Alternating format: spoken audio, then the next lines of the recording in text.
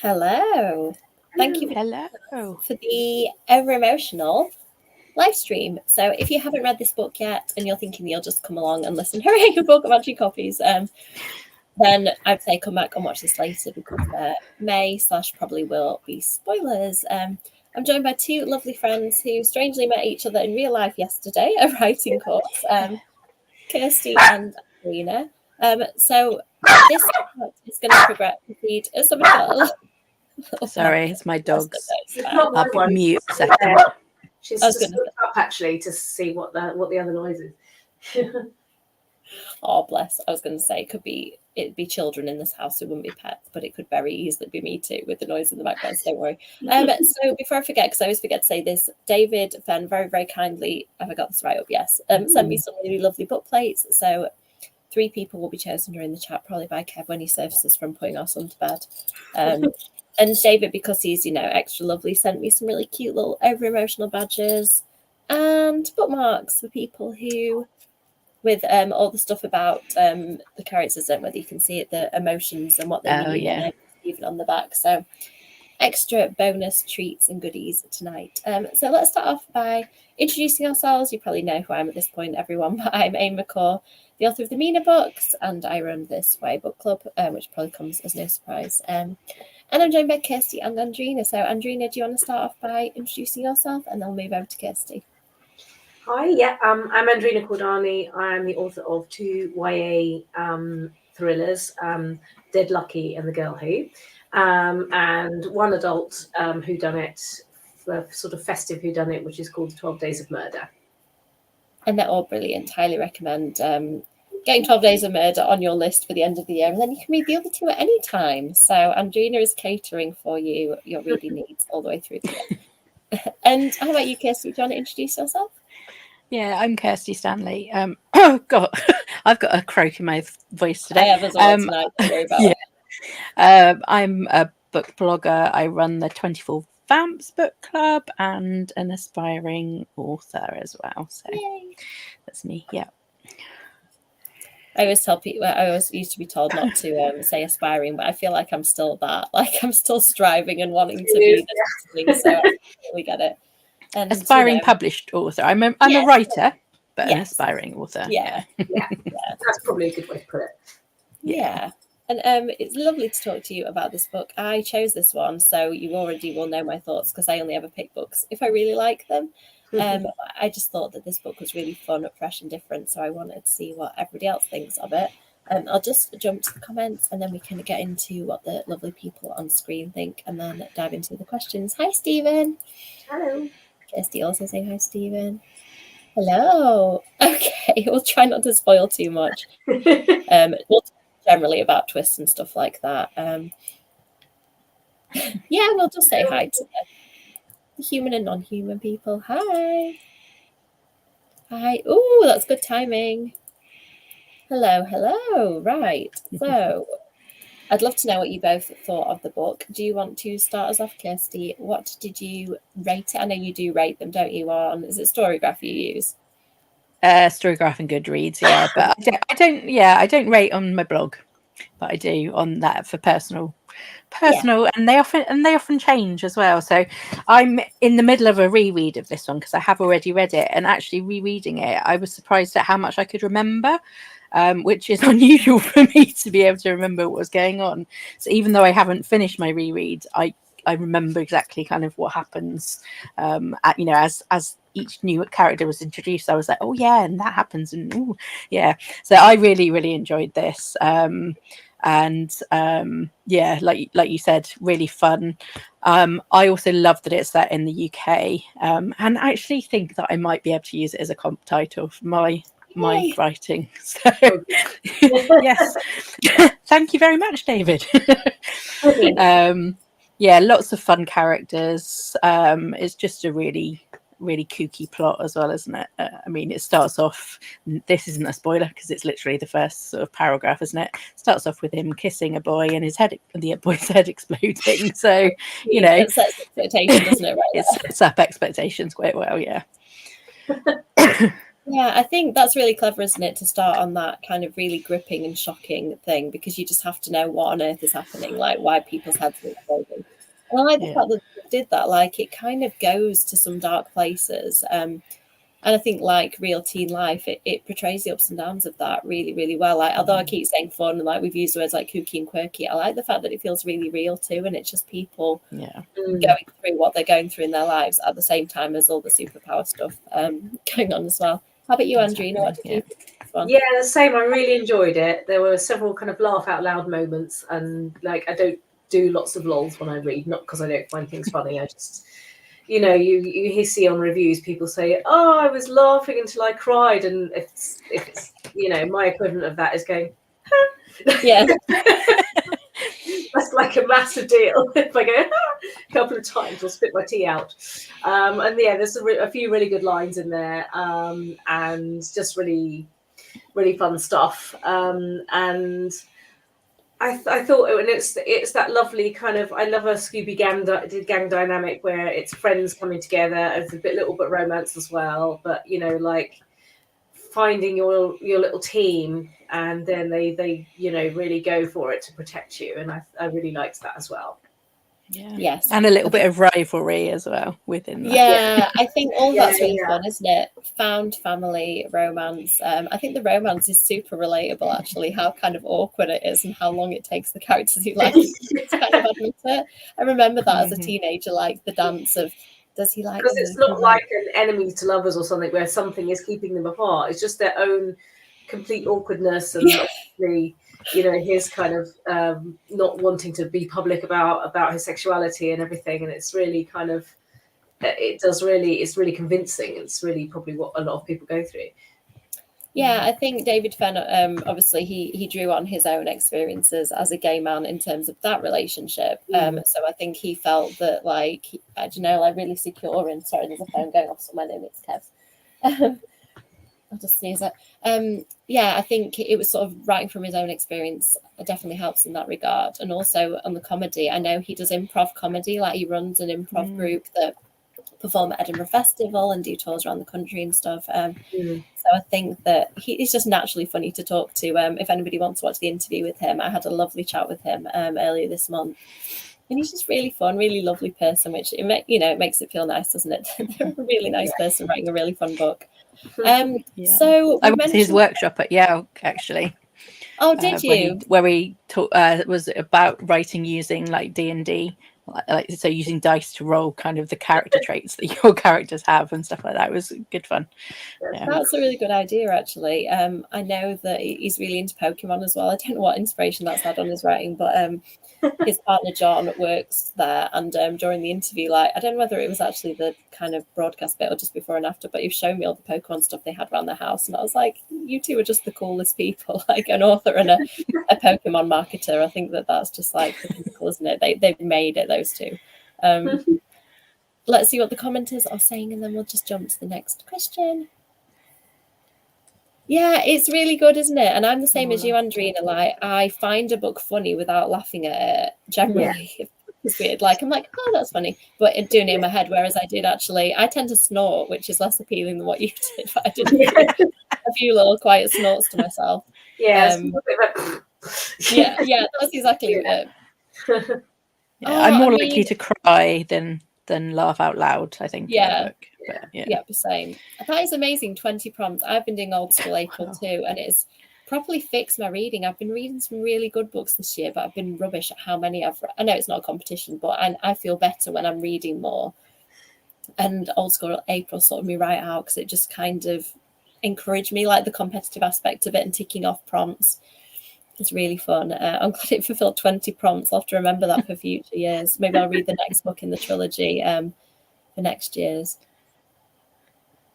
Yeah, do you know what? I liked Marcus because he's a little bit different from me. I think he is the kind of, I was going to say straight person in the group, and I didn't mean it like straight as in sexuality. I mean, like, he was the sort of straight person serious in terms of comedy, like the serious. And I think that whenever you've got wacky kind of comedic characters, it's really good to have a serious person who doesn't really get them. Snort. I mean, book snorting, I can't that sounds wrong too. I'm going to be saying some real perlers because I'm tired. I've just got no filter. So sorry for anything random I say. So I've just seen that comment and the next one have made me laugh. Brilliant. I don't know. Maybe that if I interview David again, I'll ask him. It's quite. I think that's quite British as well, isn't it? Yeah. Yeah, there's definitely some crossover. I think. Oh Canadian. yeah. Oh yeah. What I mean. He does have trouble letting go of that car, bless him, and nobody else cares about his car. I mean, I can relate there. Like I really, really loved my first car. I think I would have cried if somebody had like accidentally superpower broke it. I'd have been quite upset. My little green Jeep. So on the subject of the characters, because I think for me that was what was really memorable among other things. Did you have a favourite character, you two, and what did you think of the characters and the character development overall? Do you want to start us off, Kirsty? What did you think of the characters, and did you have a favourite one? Sorry, I was staring to space. I was like, favourite. I think this was a really nice ensemble piece. So actually, I'm struggling to kind of pick out like one person because I liked a lot of them.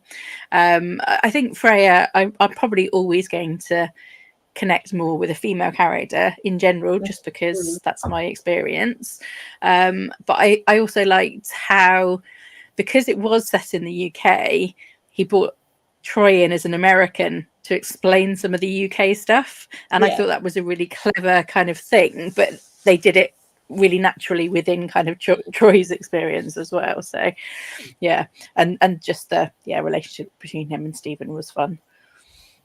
I really liked Troy. I think on balance he was probably one of my favourites, just because he was so confused by the Britishisms, and I just found him really cute, like a kind of golden retriever in human form. Like Rick just kind of really wanted to please and really happy all the time, and I just kind of aspired to be a bit. The agent as well, actually. The rookie agent. She was funny. She's hilarious. Yeah, she did just tend to. Said I wasn't going to do. I'm going to go and do it. Yeah. With that thing that's absolutely forbidden. Just give it a try. Yeah, I mean, what could go wrong? Nothing at all, I'm sure. Because otherwise they would be this uniformly terrifying force coming at them. But she kind of humanizes it, doesn't she? And makes it that they're not. It's not just like the Men in Black coming to get them, sort of thing. Yeah. Yes, exactly. Yeah, I think that was clever actually in these books. I think in the second one, this continues. You get to see the other side of it. Like quite often, this mysterious entity isn't there, and you don't actually see the human faces of it. They're just antagonists, but actually they were antagonists in some ways, but they were also like they had their own agenda and their own kind of goals that they thought were good and honourable. In some ways, I'm trying not to spoil it. I'm just talking carefully around that for people who've not read it yet. What about you, Andrina? Was the agent your favourite, or did you have another favourite character? I think I always feel like you're not allowed to pick the main character when people ask you that, but I just thought he was so lovely, bless him, and I just really found him really, really sweet. And I have to say as well, I just loved I don't know if we're going to come back to this later, but it was such a sensitive, lovely portrayal of someone who is thinking about his sexuality and trying to it really got across to me, Straighty McStraightface, how big a deal it is to come out to your friends. Even like today when obviously the friends are all going to be super supportive, there's nobody homophobic in that group or anything, but just how hard it is just to say the words. And it was just really, I thought that was really lovely, and I think a lot of readers will relate to that, who are sort of struggling with how they say it and how how they put it into words. So I thought I just really invested in his journey, clearly. Yeah, I think what this book does really well is it reads like a contemporary, really believable book. I think grounded by the setting, grounded by the characters. You could almost take the superpower stuff away and it would still be a really complete and rich reading experience because of that. I think that the teen dynamics and particularly Stephen, like you said, what he's going through is just really powerful and really, really nicely, sensitively done. It kind of like, I want to recommend stuff like it's not called Love, Simon, is it? Is it Simon and the Homo Sapiens Agenda, the book? For people who are fans of like Becky Albertalli's writing and Adam Silvera's writing, I think would love this as well. but then it has the superhero angle. So let's talk a bit about that. Oh yeah, And... I mean, yeah, Simon J. Green books as well, like the super kind of hyper awkwardness of Simon J. Green's writing that he does so well. Yeah. I think David Fenn does really well too. Let's so I don't know because I haven't actually read them yet. I know that the Witches one is book 3 because I bought that one for my mother-in-law at Yalk when I did the event with them at Fielding, but I'm not sure. I'll look that if I remember, Stephen. I'll have a look afterwards because I know that there are 3 books so far, but I can't remember exactly what the order is. Oh yeah, I mean, it's just gorgeous, isn't it? The way Troy interprets all the British things, like the foods and the way people talk. I mean, I don't like the fact that he had previously been a microwaver, because that is incorrect. Although saying that, I've had to look this up in the past because obviously I write books that are set in America, and apparently until fairly recently, like in the 90s when my books were set, people did generally microwave water to make a cup of tea. I've had tea made for me like that in the States. That's not a joke like that. I thought that was like maybe this was a joke that David made. It's not a joke. No, it's not a joke. It's inhuman. And if you did it taste wrong? In a cafe, you get like a cup of microwaved water and a little bag next to it, which obviously, if you don't put it straight in when it's boiling, it's just ruined. But let's not even get onto the outrageousness of that. We could go on. Honestly, when I've been to America a few times, and each time I've just come home like I had a great time, but tea, please, where's the tea now? If I go back, I'm sure I will go back. I'm going to take my own supply of tea next time I go. I've learned. I did agree with Troy's views on driving. Sorry, you go. I was going to say, you expect the Americans to taste the British tea and go, "Oh my God, this is ambrosia. We'll change our lives." But no, it's just us. We're just weird about our tea. Yeah. I was just saying that I agree with Troy's views on driving. Like 60 miles down a windy country road. I agree that's silly. Like, why? I don't understand the UK rules that any houses nearby and you've got to drive at 30. But as windy and like hairpin bend as you like. And yes, see, Troy is right. We sometimes Brits do absolutely bizarre things. I think the book is really good, isn't it, at kind of keeping the sort of serious subject of what Stephen's going through going, but at the same time making the book feel really light-hearted and fun. Like, how does he do? I don't know. I think David Fenn might be magic, like to balance those two things, like for it to feel light-hearted and lovely, but also that Stephen's gone through something really difficult, and also doesn't want to tell his friends about that. He has that kind of hanging over him too. You are welcome. If I forget, Stephen, please nudge me because you know what I'm like at this point. So, it's all right. I did it. I went on Goodreads and checked. It's book 2. I can't multitask like you've just done. That was remarkable multitasking. I don't get it, Sabrina. Please, can we just sort of start a movement? I feel like it's important.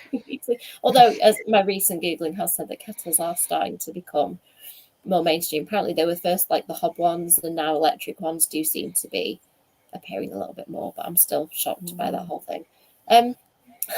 So on the subject of the book, sorry, not the tea. Let's get off the topic of tea.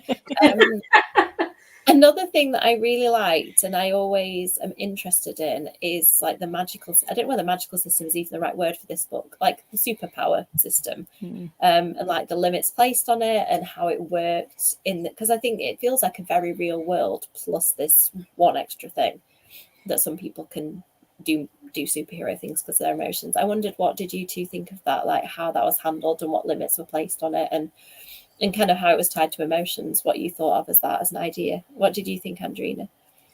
I thought it was a great idea, and I thought it was because obviously like later on he goes on to find out, I don't think it's too much of a spoiler, he goes on to find out that everyone else who is gifted in this way, their emotion produces the same sort of power, whereas his emotions are flipped. So his when he's really happy, people's heads explode and things like that. And I think it's so clever because then he kind of has the he's terrified of any kind of happiness or any kind of joy, because in case he accidentally destroys somebody. And I think that that created this real tension of like, don't let yourself feel, which also sort of taps into kind of the teenage experience as well, as of being totally overwhelmed by all these emotions that are flooding in all the time. So I thought it was really clever. And the siphon thing, he needed to think of some way that he could control it. Otherwise,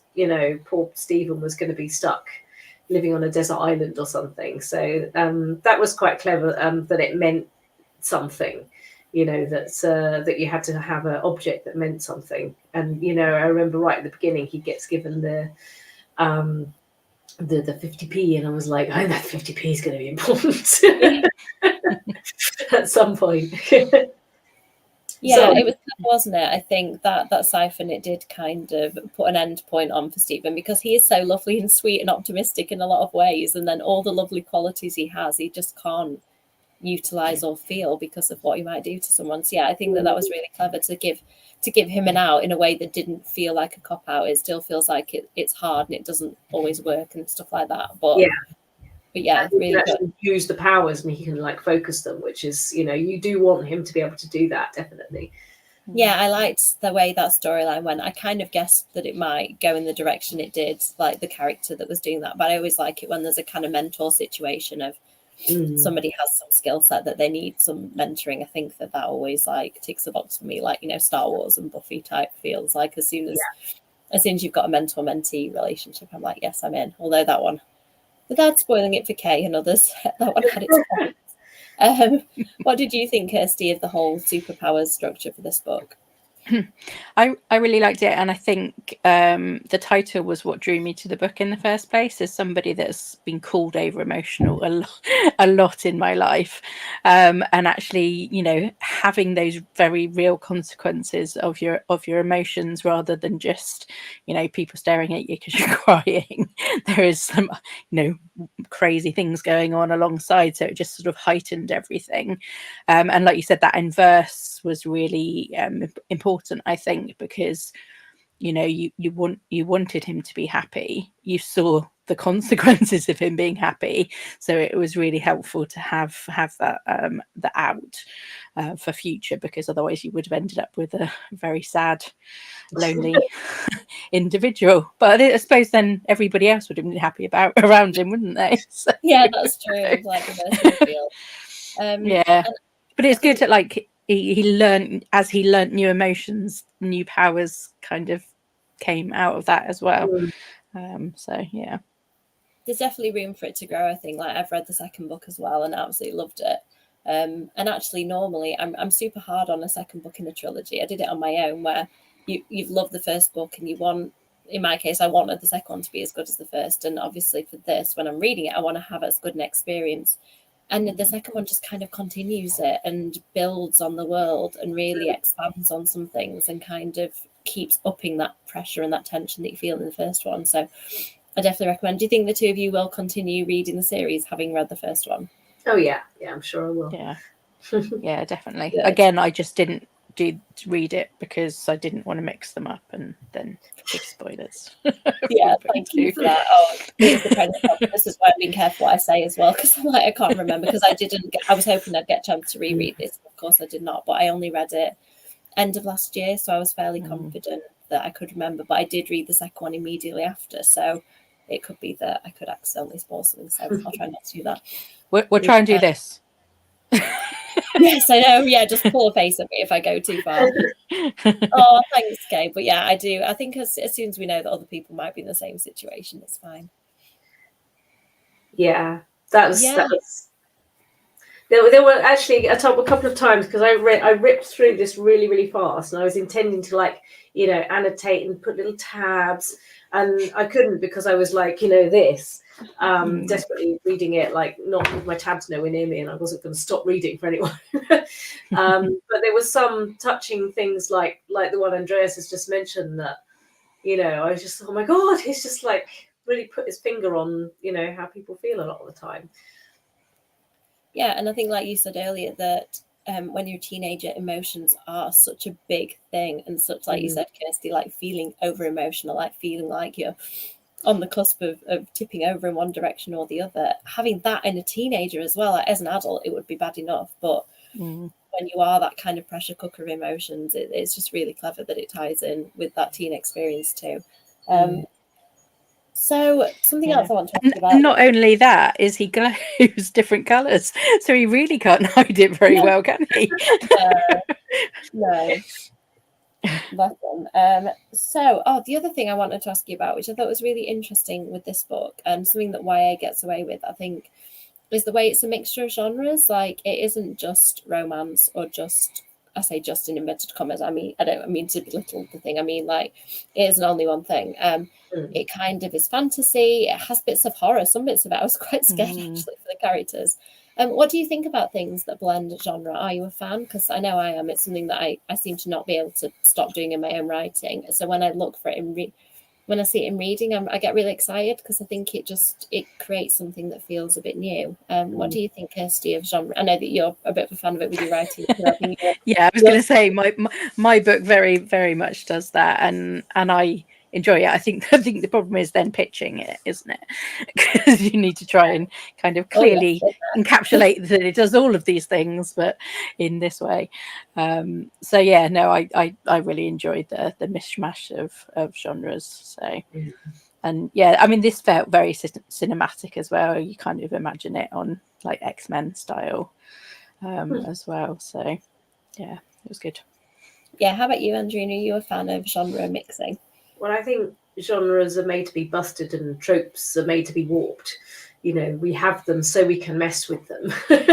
So yeah, I wouldn't ever like read something like this and go, oh well, I picked this up thinking that it was an adventure book, and actually I don't want romance or something. I think, stories are, the more elements you can bring in, the better, I think.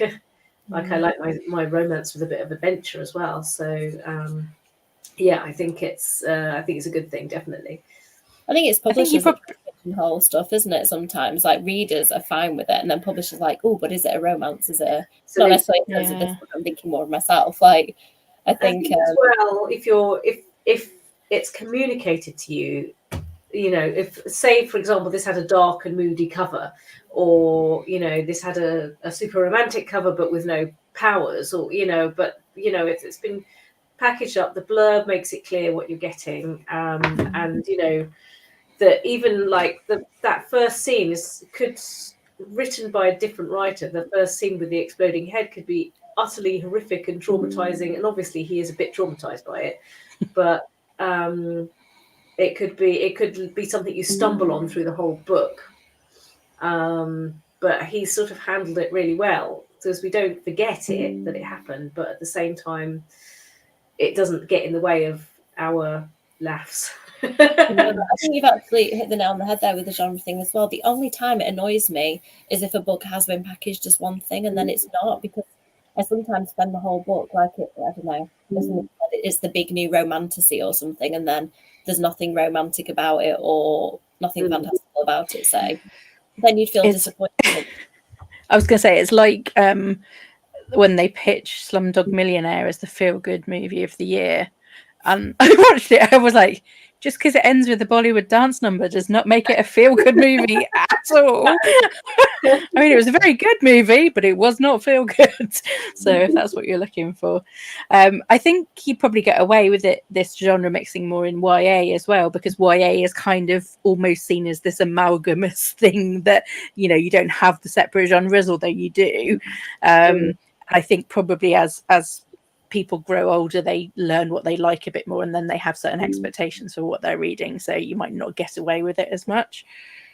Yeah, I suppose with publishers, like, you have YA publishers generally, don't you? But with adult, it would be like a horror editor, say, or a fantasy editor. So maybe that's what happens as well, that an agent and an author will be kind of directing it towards one of these routes. So yeah, I love that about YA, though. I love the fact that YA kind of goes in all quirky, weird directions. You've obviously written both, Andrina. Have you found that different with adult? Have you found any more kind of restrictions, or is it freeing in other ways? I think that because the 12 Days of Murder is, it knows exactly what it is. It's a, it's a classic style whodunit kind of thrillery thing. But the thing is that Kelly, my editor, does various other things as well. She doesn't just do crime.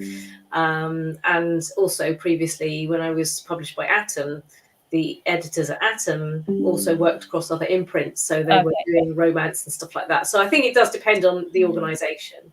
Can I just quickly ask you, my computer's doing a thing where it's going every 2 seconds. I can hear it blinking. I'm really sorry. It says that I've plugged in a USB device that is malfunctioning. The only problem is that the USB device that is malfunctioning is the camera. So I can't unplug it without cutting off the entire conversation. Is it really intrusive? Right. It's just like a gentle. Yeah, it is. I'd say maybe just maybe mute if somebody else is speaking or something, and then if you're talking, we'll just have the dudungs in the Although background. it seems. Oh no, it hasn't. It's going. No, it is. It just, and I've tried closing it. It'll turn off all notifications. Yes. Oh, there we go. Hey. Well done. So yeah, in some ways, it's a supervillain story. It's kind of genre on its own, science element, characters are the opposite of each other, sense of wonder. Yeah, it does. I think the good and bad things about being a teenager, like the excitement and the sense of wonder and the falling for somebody for the first time, is captured really nicely alongside the kind of harder things about being a teenager. I think that was the main real takeaway I had from this book, that it just it captured what it's like to be a teenager. I'm going to say Buffy again, but in the same way that Buffy kind of was like, Buffy is fighting monsters at the same time as fighting personal demons and fighting the hard things about being a teenager. I think that this book does that really well. I would recommend it for Buffy fans, definitely. So without spoiling the twist too much, people, I know Kay said we can spoil it, but I'm just like conscious now that there might be people who've not read it. There were some big kind of reveals in this book. Did they catch you off guard? Did they surprise you? Were you a fan of the kind of stuff we found out about certain characters as we went through? What did you think of them, Andrina? I had my suspicions about said character right from the start. Some red flags. If it's the same one I'm thinking of, there were some red flags about a certain person, like the way they met Stephen and stuff. I was like, as a teenager, kind of like where the leeches are from and things like that. I didn't get any of that, and so that was really surprising and shocking, and a bit sad. Yeah, really sad. How about you, Kirsty? Did the kind of reveals catch you off guard?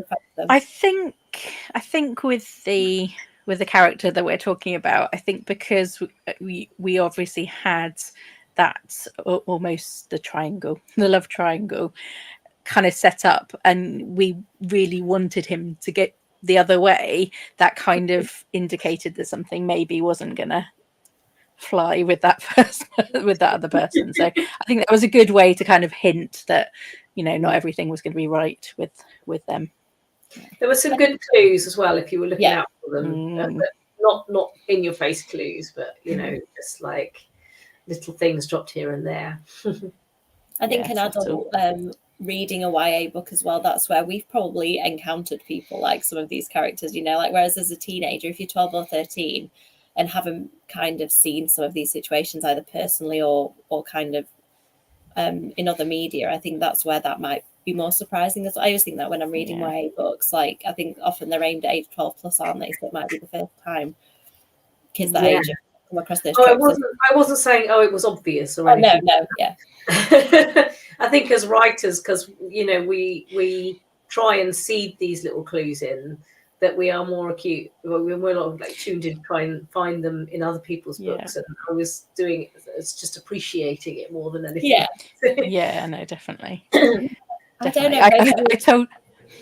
Sorry, Kirsty. I was just going to say. Yeah, go. You go. I'm going to shut up. Okay, I was just going to say that I told Karen McManus that I guessed the twist in One of Us Was Lying, like in the first chapter, and that is only because I'm a writer. I don't think I would have guessed it otherwise. And she looked at me in the signing queue and was like, "Really?" I was like, "Sorry," but it was still really fun you know, seeing everybody else kind of come to that conclusion as well. So it's, you know, I actually really enjoy knowing and then seeing the other characters working it out. I don't think it takes away anything for me anyway. No, and I think seeing those little clues, like Andrina said, like seeing if you think you've got an idea and then other clues kind of cement your idea, it's really satisfying, isn't it, as well? Yeah, I do think being a writer, I mean, all three of us, I don't often get all writers on this, so I think we can probably agree that it does sometimes kind of affect the watching and like reading experience. You end up doing it as a writer, and rather than kind of taking it in, you're actively I know I sit there actively unpicking stuff. Like, I think I was annoying Kevin watching Fallout. We've just finished it, but I spent the whole time like going, well, hang on, but there's this timeline and this timeline, and how do these things connect? And sometimes I think it's funny, can we just watch it? Like, you don't have to like unravel everything that we're watching. I probably need you to pick some winners soon. Okay. Just giving Kevin a nudge that it's we're getting towards the end of the discussion, not quite there, but 3 winners will be picked. And oh, well, I remember as well the bizarrest thing. So Sarah Norton, who was involved, was it the November YA Book Club? I sent her some book plates, and they literally just so her book was oh my goodness, I've even forgotten. You better watch out. Oh, was it December? The book plates just arrived with her like this week, and sent me them back. So if you want a Sarah Norton signed book plate too, I'm going to go back through that chat and find out who it was, because I've just been saying that hopefully they'll turn. I was going to send her some new ones, but I didn't get around to it. And then the actual original ones turned up, so she sent the sign and sent them back. So wonders of the post. So there's 2 sets of book plates to go out. Let's see what Andrea's got to say, and then we'll move on through the questions. Yes.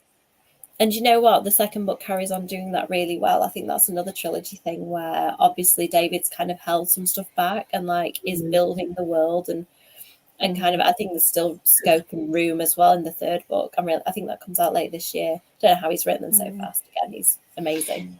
But I think Andrew, sorry, what you yeah, I think that there's lots of room like for building the world. What are you going to say, Kirsty? Yeah, I was just going to say Andrina's workshop yesterday was around this the point of view hopping and the timeline hopping, and I think this is actually a really good example of that in terms of, I mean, because he does it within chapter as well. It's not just chapters, it's within chapters you get the different characters points of view, and on the whole I thought that worked really well.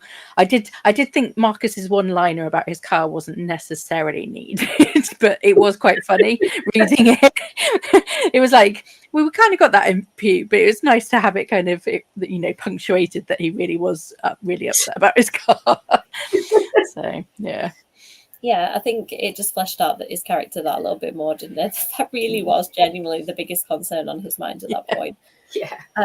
He was just completely clueless about all the other secrets that were going on. And I did like the reason, because he could have just been like the irritating boyfriend, because obviously the two of them don't like each other and everything. But, you know, the redeeming feature was he was just like, okay, you do you. Every time his girlfriend goes off and does something, he's a bit jealous of Stephen, but you know, he sort of admits, like, he doesn't try and control his girlfriend and say, you know, you've got to choose, it's him or me or anything like that. He's just like, yeah, she's going to do what she's going to do, and if I love her, I'm going to put up with it. And it was kind of sweet. Yeah, definitely. That's why I liked him, I think, because it could have easily gone down the route of jealousy, couldn't it? And it wasn't about that. It was more like about just like sharing her time and kind of wanting to spend time with her and not feeling like he was part of that relationship. So let's see. Oh, that's good. Our book is helping. Agent Fowler. Yeah, it was. I liked it. I thought it was a little kind of like almost like a throwaway thing that wasn't needed, but just added a little something. But it was so funny that it landed at the bottom of the page as well. So I was like, kind of, is that it? Oh, yes, it is, because there's an asterisk. Oh, my God. Okay. Oh, I get it now. So it took me a while. But yeah, no, it was funny. Yes, I liked that. So obviously there's lots of overall things we liked. Were there any particular moments that you thought were really, really good? Like a favourite moment of the book? Have you got one, Andrina? I'm not favourite moments, but I think special mention has to be made for Grunsby on Sea as one of the most fun settings for a for a book ever. I just really enjoyed him encapsulating that kind of, the misery of being in a seaside town in winter when it's raining and everything's closed and like everything's about 25 years old or more and still falling apart. And then I thought they wove it in really well with, actually the reason it's like that, towards the end. And I thought that was really clever. So I don't think that wasn't really a favourite moment, but I just didn't want to let time pass before we paid tribute to the lovely seaside town. No, that's fair enough. No, you're right. The setting was very much a character within the story, and it's interesting because I think David is from Dorset, isn't he, originally as well? And he could have set it at Bournemouth, but he didn't, and he set it somewhere else. And it kind of gave that, and it was almost like a contrast as well, because I think Bournemouth is a bit more active even in the winter because it's so near the town and everything else. So but I think we've all had, maybe most of us have had day trips to the seaside when it's been off season or it's been raining and it's just been like, and we've all been there. So it was a really fun thing to tap into. Yes, very relatable. How about you, Kirsty? Did you have a favourite thing or moment about the book? I think when Freya finds out, because she's just like gobsmacked, but then it's just like, okay, let's deal with it. it's totally not the reaction I think actually, would I have that reaction? I probably would, because I do tend to be quite calm in a crisis, but don't think I would be. So yeah, I think it just sort of showed how solid their friendship was. So that was really nice. I liked the romantic bits, like when particular romances kind of got to have their moment. I think when you wait for stuff like that as the book's gone on, and I thought that was kind of held back really nicely. I was like, oh yes, that was in this book, wasn't it? I haven't I don't think I've gone too far ahead. I think that did come to fruition. Yeah, some romances happened. Yeah, yes, that's good. I think we all felt very unfulfilled by the end of the book if something hadn't happened in that direction. Yes. Yeah, of course. I haven't talked into the second book or anything. Yeah, that was funny. I forgot about that. Wasn't it spicy Mexican or something like that? That was one of my snorting moments, I think. Oh, yeah. Yes. And I love piss biscuits as a phrase. I might have to steal that one. Brilliant vocabulary. Yeah, I think that David could add quite a lot of little phrases to our lexicon, couldn't he? Yes, it did. Yeah, the whole thing, and like you said, Andrina, I love the fact that there was kind of a reason for that as well. It was very cool. So Kev has randomly picked 3 winners: Andreas, Kay, and Sabrina. So if you contact me, you can have the lovely bookmark badge, and I'm gonna get them again in case anybody didn't see. Little plate, bookmark, and little badge, because you get extras. Because David's lovely, and his publisher gave him swag. Yay! It's still the same person. When people come out, people who are close to them will say that that's still my person. Yeah, it's poor Stephen has got 2 things to come out about, hasn't he? About his 3 really. It's constantly, but I guess it echoes the fact that people constantly come out, doesn't it? So yeah, and I suppose you're always going to have stuff apart from maybe say me and Kev who've been together for that long. If it's a new relationship or people you've just met, there's always going to be stuff that you need to tell them that's kind of underneath the surface, and it might not be as big as a head exploding incident, but there's always stuff, isn't there? It's that you've not said. Yeah, that was really nice. I'm not going to say anything about that, but I really like the way that the interrelationships between characters kind of continue in the next book. It's very good as well. So nearly got to the end of the things I wanted to say. So I always at this point want to ask for recommendations, because it's quite hard to recommend for this book because it does feel quite distinct and unique. But I'm going to recommend Big Bad Me by Ashlyn O'Loughlin, because I think it has that found family feel, and it has the same feel of not knowing who you can trust, who's going to be a good person, what's a good relationship to be in, what's not a good relationship to be in. And it's just really like this one. It deals with some difficult subjects, but is really fun as an overall kind of takeaway. I think that's what I just want from books. I want them to feel mostly fun with some mild peril and drama. That's like my niche area of interest. How about you, Andrina? Do you have any recommendations? Okay, so my picks are following the vibe of queer romance with adventure and funny. So there's obviously this, which is very adventurous, very funny, very silly, and although some fighting and stuff that happens, it's more about focused on the characters like bouncing off of each other and having a great time. And then also, I don't know, this is I really have trouble with my camera today. Voyage of the Damned, which I read. I put in one of my various UK YA groups that I was desperate to read something really funny and full of action and adventure that would take me away. And this is basically, it was billed as, it's by Frances White, and it was billed as gay murder mystery fantasy on a cruise with magic. And that's kind of what it was. And it was just, it had me snorting right from the first. So that one is one of my favorite reads of the year. Excellent. I need to add that to the list because I remember actually, I think I was there when you were having that conversation. I was like, oh, what is that book? And then I instantly forgot. So I'm glad you reminded me. Yeah, that's the one. I bought it straight away because I was basically going on a spa day and I needed something really fun to read that I'd get into. And I was into it like from page one. Yeah. Amazing. That's what I do for spa days as well. Like, what books am I going to take with me? I'm sure other people don't have these thoughts on spa days. Yeah, I went on my own. It was just brilliant. I just spent all day reading. That sounds lovely. Nice.